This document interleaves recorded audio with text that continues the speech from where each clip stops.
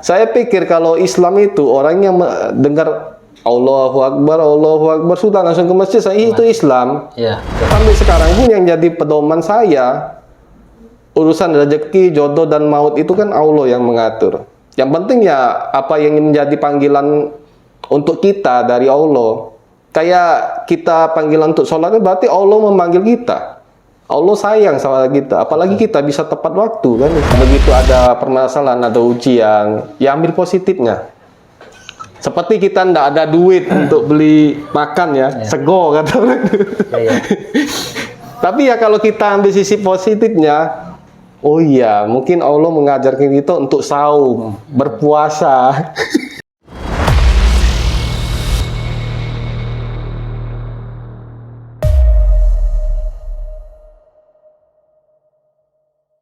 Islam itu simpel. Ya.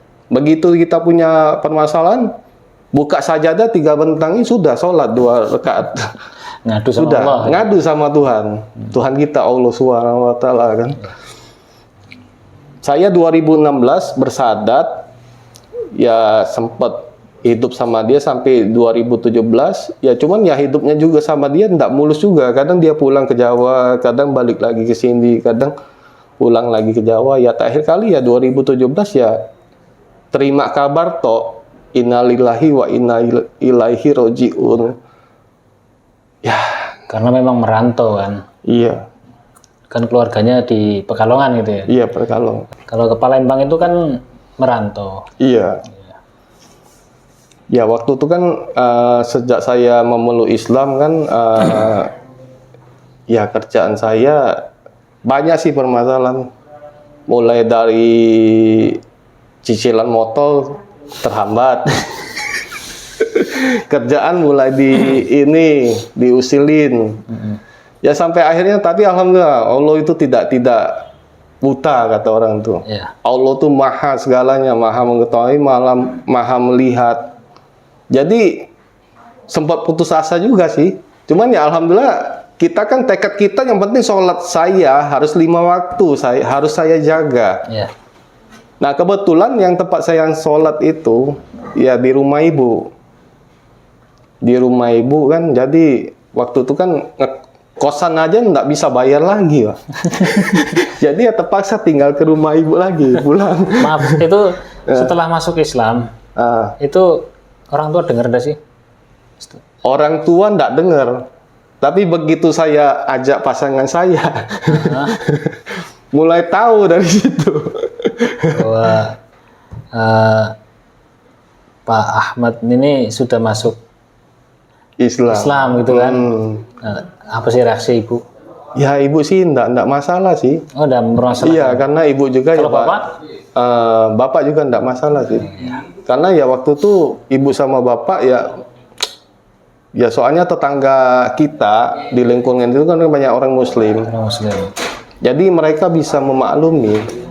Nah, istilahnya memberi kebebasan lah. Iya, untuk beragama. mungkin itu hidayahnya dia bilang. Iya. Ya alhamdulillah. Iya. Ya sampai waktu itu kan numpang di rumah ibu. Jadi sholatnya tuh itu posisi tuh wanita itu pulang ke Jawa, pulang ke Pekalongan. Jadi ya saya kos juga ndak terbayar lagi. Jadi ya balik lagi ke rumah ibu. Balik ke rumah ibu ya tinggal sama ibu. Disitulah saya sholat di masjid dekat kompleknya ibu. Tapi ya alhamdulillah itulah karena kita bisa menjaga sholat kita 5 waktu dengan tepat. Saya pun diberi tempat tinggal di masjid itu. Dibangunin kamar untuk marbot. Saya diangkat, dikasih pekerjaan sebagai marbot situ kan. Ya alhamdulillah. Itu di mana? Itu di Palembang. Di Palembang. Di masjidnya kompleknya ibu. Kebetulan masjid itu juga baru dibangun waktu itu. Belum lama lah dibangun. Ya alhamdulillah. Nah disitulah saya mulai mengenal saudara seiman.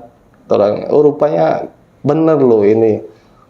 Rupanya kita sesama saudara muslim itu saling memperhatikan loh. Iya. Ada di hadisnya itu pernah saya baca. Terus tuh di surat Al-Hujurat sama Al-Ghasyiyah itu, kita lebih ditekankan untuk memperhatikan orang-orang yang fakir miskin, yang musafir, Terus tuh orang yang banyak hutang pun diperhatiin juga. Iya. Kan ada 8 golongan. Fakir, miskin, musafir, orang yang berjuang fisabilillah, orang yang berjuang di jalan Allah. Terus tuh yang banyak hutang sama orang yang mengajarkan ilmu di jalan Allah. Lupa. Ya, termasuk mualaf kan? Iya, termasuk mualaf. Islam itu bersaudara, ya kan? Jadi Islam itu dimanapun seperti seperti saudaranya sendiri. Iya. Ya ayyuhalladzina amanu ikhwatum fa aslihu baina akhwaikum. Itu di surat Al-Hujurat. Bahwa orang Islam itu bersaudara. Semua orang Islam itu bersaudara, ikhwah. Seperti itu. Itu pada saat terjebak di dunia gelap. Iya. Itu orang tua tahu atau? Orang tua tahu sih, makanya hidup saya tuh ya di ngomong hancur juga sih, karena saya. Orang tua membiarkan juga. Iya, mau. Bebas gitu. Orang tua sempat ini sih. Negur lah pasti ya orang tua. Sampai sekarang pun mungkin yang benci tingkah laku kita yang disenengin. Ya termasuk adik-adik saya juga benci juga sama saya. Sampai sekarang pun kayak gitu. Jadi ya ibu saya sampai sekarang pun kayak gitu ngecap saya. Saya sudah dicap jelek loh, elek loh di Tapi kan keluarga. Sekarang udah berubah. Ya sekarang belum ini sih, karena saya belum bisa membuktikan. Maksudnya tuh membuktikan tuh gimana? Yang ibu harap nih kalau aku bisa berubah tuh aku istilah tuh punya harta kalau pandangan dia. Oh, Bisa pandangannya masih ke dunia. Iya, ke duniawi. Harus berubah jadi Harus Superman. jadi berubah sukses gitu. Memang kadang-kadang ya sama ibu ya kadang telepon ini kan masih sering teleponan, kadang ya sering debat. Jadi dia ngomong, aku tuh sudah capek loh dengar kamu di ngomong sana sini sana. Lah sekarang tak ngomong kayak gini, Bu, nggak usah dengerin ngomongan orang, Bu. Orang itu ngasih ibu makan tak ngomong kayak gitu. Sekarang urusan saya sama Tuhan saya. Nanti saya mati kemana saya? Kalau kita tidak mengenal Tuhan kita, kemana kita mati nanti, Bu? Tak ngomong kayak gitu. Itu bersyahadat tahun berapa? 2016. 2016 ya? Iya. 2016 ya. Terus semenjak bersyahadat itu jenengan langsung belajar atau masih belum tahu saya harus kemana? Waktu itu saya belum tahu. Tapi saya yakin, saya kan memandangnya dulu kan Islam itu satu arah. Semua orang yang ke masjid, musola, ke langgar itu Islam. Tak pikir kayak gitu. Iya. Ya makanya saya ngerapat terus ke masjid. Kan soalnya kan sholat fardunya kan semua gerakan tuh sama semua, enggak ada yang beda istilah tuh. Cuman memang takbiratul ihramnya banyak yang macam-macam. Ada yang dari sini, ada yang dari sini, ada yang dipelintir kayak gini. Ya itu macam-macam, tapi kita enggak nyalain. Ya alhamdulillah, saya pikir kalau Islam itu orang yang dengar Allahu Akbar sudah langsung ke masjid, itu Islam. Iya, betul. Saya tak pikir kayak gitu. Nah sampai sekarang pun yang jadi pedoman saya, urusan rezeki, jodoh dan maut itu kan Allah yang mengatur. Yang penting ya apa yang menjadi panggilan untuk kita dari Allah. Kayak kita panggilan untuk sholat berarti Allah memanggil kita. Allah sayang sama kita. Apalagi kita bisa tepat waktu kan istilah itu.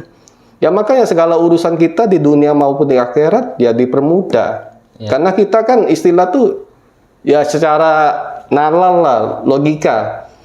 Misalnya saya memanggil jenengan, Pak, sini, sampai langsung dapat cepet. Saya kan ada pasti rasa senang segan ya kan. Iya, begitu juga dengan Allah memanggil kita untuk sholat, istilah itu. Jadi ya apa yang insya Allah ya dibales. Saya pikirnya kayak gitu. Biarpun saya susah gimana pun, yang penting saya harus ngerapat ke masjid. Itu pemikiran saya tentang Islam. Jadi setelah bersyahadat belum langsung belum.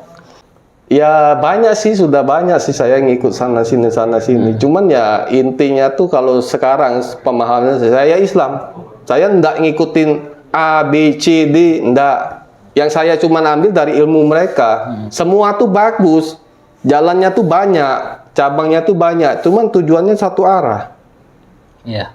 Ya syahadatnya juga sama kok. Sama. Asyhadu an la ilaha illallah wa asyhadu anna Muhammadar Rasulullah. Itu Islam, berarti. Islam. Ya kita kan sebagai sesama muslim kan diikat dua hal. Iya. Ya syahadat tadi. Asyhadu an la ilaha illallah wa asyhadu anna Muhammadar Rasulullah. Itu yang bikin kita tuh kuat. Iya. Nggak ada di agama lain yang kayak gitu. Nggak ada di agama lain yang kayak gitu. Makanya sesama saudara itu, sesama saudara muslim itu lebih kuat. Karena dikuatkan dua ikatan tadi. Ya Alhamdulillah. Yang saya pikir sekarang, dimanapun sampean nginjek, di kota apa, kalau sampean ngerasa sampean muslim, Allahu Akbar, langsung ke masjid. Itu saudara semua. Iya. Jadi nggak perlu takut kelaparan. Karena ya apa yang kita menjawab perintah Allah, Allahu Akbar untuk menegakkan sholat, ya insya Allah rezeki kita dipenuhi sama Allah. Itu jaminan Allah kepada kita. Nah itu semenjak istrinya meninggal sampai sekarang masih menduda berarti. Ya Alhamdulillah kan saya cerita saya bisa ke Sidoarjo sini kan saya dapat kenalan lagi kan. Itu tahun berapa? Itu 2017 akhir. 2017 akhir Iya. hijrah ke Sidoarjo. Hijrah ke Sidoarjo. Terus jadi ya nekat-nekat kan waktu itu cuma modal bismillah tok. iya. Terbang ke sini ya. Nah dari situlah saya kenal banyak organisasi rupanya. Masya Allah. Iya. Organisasi banyak istilah itu, tapi tujuannya sama. Alhamdulillah semuanya baik kok. Yang penting ya masih tetap kalimat syahadat di dada sama Tuhannya satu, nabinya sama istilah itu. Jadi ya perbedaan permasalahan itu kayak permasalahan fikih itu saya anggap tuh biasa. Nggak perlu kita ngerasa kita paling benar. Soalnya memang di hadisnya tuh ada hadis riwayat saya lupa, tapi bunyinya kayak gini. Jika kamu berdebat sama saudaramu, katanya, kamu merasa menang, artinya saudaramu itu memberikan kamu neraka. Jadi ya, nggak ada yang diuntungkan. Ada yang tahu hadisnya? Bukhari Muslim. Yang menjelaskan tentang itu? Apa nih jika sesama saudara muslim berdebat, istilah itu. Di Google ada itu pasti. Kebetulan saya nggak hafal. Ya. Bukhari Muslim. Bukhari Muslim ya. Ya Alhamdulillah. Ya yang saya pelajarin dari Islam dulu ya, pertama ya soal sholat sih saya tetap yakin sih sama Allah sih. Allah pasti bimbing saya. Masya Allah. Terus terang ya, saya ndak hafal sama sekali belas nama Al-Fatihah itu dulu. Cuman tahunya Allahu Akbar Bismillah tok sudah. Jadi ngikutin yang lain tuh sholat ini. Ya memang bertahap kan. Iya. Mungkin Tapi ya dari Bismillah akhirnya nyamber. Bismillahirrahmanirrahim. Alhamdulillahirabbil alamin. Arrahmanirrahim. Maliki yaumiddin. Nah sampai iyyaka na'budu wa iyyaka nasta'in itu, nah mulai dah apa lagi ihdinas siratal mustaqimnya itu ndak apa lagi. Tapi alhamdulillah saya yakin Allah tuh membimbing saya. Kenapa saya masuk Islam ini kalau bukan dari Allah yang ngasih hidayah? Betul. Jadi ya alhamdulillah bertambah dari Al-Fatihah, bertambah lagi satu surat lagi. Ya sekarang sudah dapat sekitar 8 surat yang saya hafal. Tapi memang sih pengen menambah hafalan. Berapa surat kira? 8 surat. 8 surat? Iya. Masya Allah. Iya. Lagi proses dihafal itu kan? Soalnya kita tuh hafalan itu menerkankan hurufnya itu.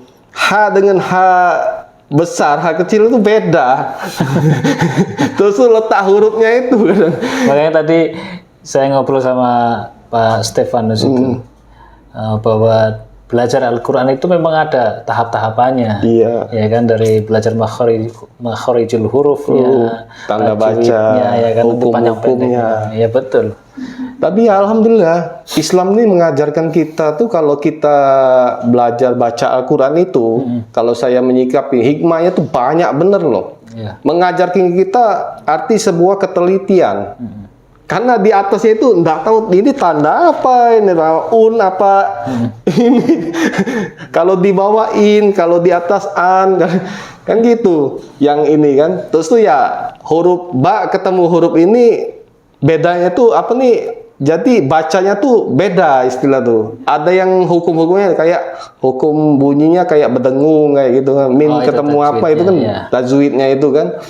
Ya alhamdulillah Islam nih lewat Al-Quran tuh sudah bisa mencerdaskan otak kita. Iya betul. Karena kita dituntut untuk teliti, untuk lebih peduli, untuk lebih fleksibel istilah tuh dalam perubahan bacanya itu kan. Ya intinya tuh mendidik kita bener itu. Tapi tadi pertanyaan saya kayaknya belum sampai terjawab. Iya. Itu sekarang belum nikah lagi. Sekarang belum nikah lagi. Tapi lagi proses ta'arufan lah ya. Nah, kemarin tuh memang sudah sempat nikah waktu saya ke Sidoarjo ini. Oh, tapi ya sempat menikah. Tapi ya cuma bertahan 2 tahun. Karena ya nggak cocok sama anak tiri. Oh, dia bawa anak tiri. Iya, dia kan sudah punya anak. Yang saya nikahin ini kan nikah siri. Ini ya janda anak 3, tapi anaknya sudah besar semua. Iya. Yang pertama ya sudah tamat kuliah, yang kedua lagi menuju kuliah, yang ketiga baru naik SMA. Jadi ya waktu itu ya permasalahan nih yang anak nomor 2 nih pas sudah tamat SMA. Jadi mau kuliah, dia kan tinggal serumah. Pulang ke rumah, tinggal serumah, nah disitulah konfliknya itu. Jadi saya sebagai dia ngerasa saya orang luar, tidak berhak, ya saya diusir. Tapi alhamdulillah, saya terima aja. Memang itu hak dia kok. Lagian pula rumahnya itu rumah warisan bapaknya kok. Bapaknya dia. Iya, jadi ya sudah, alhamdulillah, ambil hikmahnya aja. Nah lewat situ kan sudah mulai belajar bahasa Jawa kayaknya. Alhamdulillah, setitik.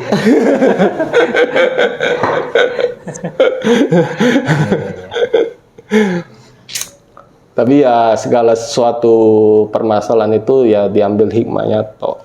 Iya, semua ya, pasti ada hikmahnya. Pasti ada hikmah. Iya. Di balik ujian itu ada rahmat. Iya. Itu sih yang saya yakini sekarang ya. Sekarang saya nggak usah dipusingin lah sekarang. Jalani ya, seperti air yang mengalir. Terus apa yang menyebabkan Pak Ahmad Johnson ya? Iya. Pak Ahmad Johnson ini sampai sekarang kuat? Ya, itulah tadi. Begitu ada permasalahan, ada ujian, ya ambil positifnya. Seperti kita ndak ada duit untuk beli makan ya, sego kata orang. Tapi ya kalau kita ambil sisi positifnya, oh iya, mungkin Allah mengajarkan kita untuk saum, berpuasa. Iya. Ya alhamdulillah sampai sekarang pun kita kita tetap belajar kayak gitu. Tapi saya yakin Allah tuh maha melihat, maha mengetahui, maha segalanya. Memang kita tuh ngerasa susah bener, nggak makan, lapar bener. Tapi di balik itu, pas maghrib pasti ada rezeki. Entah ada yang ngasih sodako untuk beli. Saya sih sering mengalami hal yang seperti kayak gitu. Makanya saya percaya, nggak mungkin Allah membiarkan saya. Saya yakin. Yang penting ya resepnya tadi. Bersyukur. Pertama bersyukur, kedua ya penuhin panggilannya terus. Betul, istiqomah. Istiqomah 5 waktu. Ya subuh yang paling berat sih. Sholat subuh paling berat. Semuanya. Iya. Awal-awal tapi. Awal-awal. Sudah membiasakan diri tanpa alarm. Tanpa alarm sudah bangun sendiri. Bangun sendiri. Iya. Ya. Telat sedikit aja menyesal kan. Menyesal telat sedikit karena kita sudah membiasakan tepat waktu. Iya. Seperti itu. Soalnya kan ada hadisnya kan 2 rakaat sebelum sholat subuh itu sama aja kamu sudah mendapatkan seisi dunia. Saya nggak hafal. Lebih dari dunia. Ini luar biasa. Ya, kalau secara hafal, hadis ini letaknya di sini, bacaan ini, saya enggak. Tapi belum lagi. Artinya, karena ya awal-awal saya bukan Al-Quran dulu yang saya sentuh, hadis dulu yang saya sentuh. Awal-awal. Iya, kayak hadis Bukhari, Muslim, Al-Lu'lu' wal Marjan. Itu tebal kitabnya itu, sampai 1000 lebih halaman. Tapi alhamdulillah disitulah ada sejarah Nabi Muhammad. Terus tuh ya apa yang Nabi Muhammad ajarkan itu ada semua.